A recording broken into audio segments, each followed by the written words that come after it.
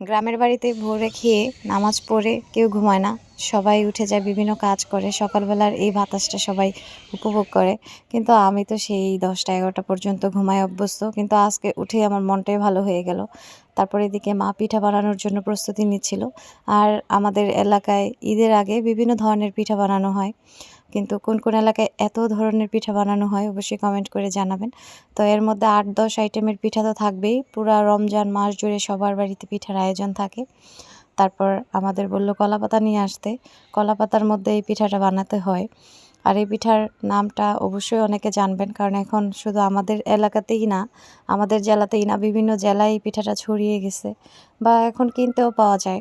অনলাইনে বিভিন্ন পেজে এই পিঠাগুলো এখন কিনতে পাওয়া যায়।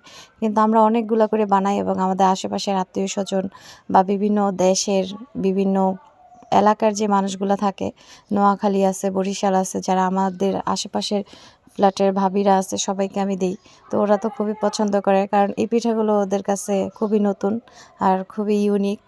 যাই হোক, তা আমরা সবাই পিঠাগুলো বানাচ্ছি। আর আমার কাছে তো এই পিঠা বানাতে খুবই ভালো লাগে। বিভিন্ন আইটেম করে, বিভিন্ন ডিজাইন করে আমি এই পিঠাগুলো বানাতে পারি আলহামদুলিল্লাহ। আগে আরও বেশি স্পিড ছিল হাতের, অনেকগুলো একসাথে পিঠা বানাইতে পারতাম, অনেক স্পিডে পিঠা বানাইতে পারতাম। কিন্তু এখন অনেক দিন ধরে পিঠা না বানাইতে বানাইতে কেমন জানি হাতটা কম চলে, এখন আর অত দ্রুত পিঠা বানাইতে পারি না। তো এইখানে বেশিরভাগ পিঠা আমি বানিয়েছি। আর 2টা ডালা ছিল, ওই 2টা ডালাতে সবাই পিঠা বানিয়ে রাখছে। আর এই পিঠাগুলো গ্রামের সবাই বসে, আশেপাশে সবাই বসে একসাথে বসে বানানো হয়। যার বাড়িতেই পিঠা বানায় সবাই অন্যদেরকে ডেকে নিয়ে গিয়ে পিঠাগুলো বানায়। তো একসাথে বসে অনেক আড্ডা দেওয়া হয়, কথা বলা হয়, সাথে সাথে পিঠাও বানানো হয়, অনেক ভালো লাগে।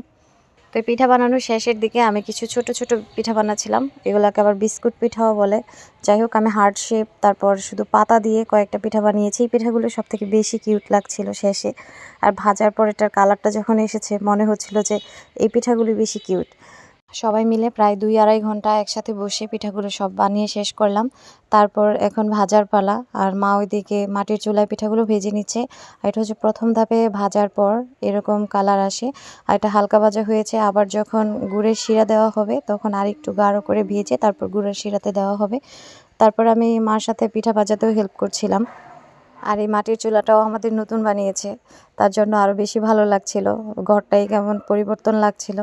যাই হোক, পিঠাগুলো ভাজা শেষ করে আরও বিভিন্ন ধরনের পিঠা বানাবো, তার মধ্যে আজকে আবার ঝিনুক পিঠাও বানাবো। তো এই যে চিরুনি নিয়ে বসে গেলাম ঝিনুক পিঠা বানানোর জন্য। আর এই ঝিনুক পিঠাগুলো প্রতিবারই আমি একা একাই বানাই, একজন আমাকে হেল্প করে, আর কারিগরটা মূলত আমি। যাই হোক, আজকেও সবগুলো ঝিনুক পিঠা আমিই বানিয়েছি। ওই পিঠার থেকে এই ঝিনুক পিঠাটা বেশি নরম হয়, বেশি মুচমুচে হয়, আর খেতে ভালো লাগে বেশি। বাচ্চারা খুব পছন্দ করে, আর এটা দেখতেও যেমন সুন্দর, খেতেও অনেক মজার হয়। এই জন্য বাচ্চারা বেশি পছন্দ করে, ছোট ছোট হয়তো। এই পিঠাগুলোকেও একইভাবে ভেজে রাখবো। তো আজকের পিঠার ভিডিওগুলো কেমন লেগেছে অবশ্যই কমেন্ট করে জানাবেন। সবাই ভালো থাকবেন, আল্লাহ হাফেজ।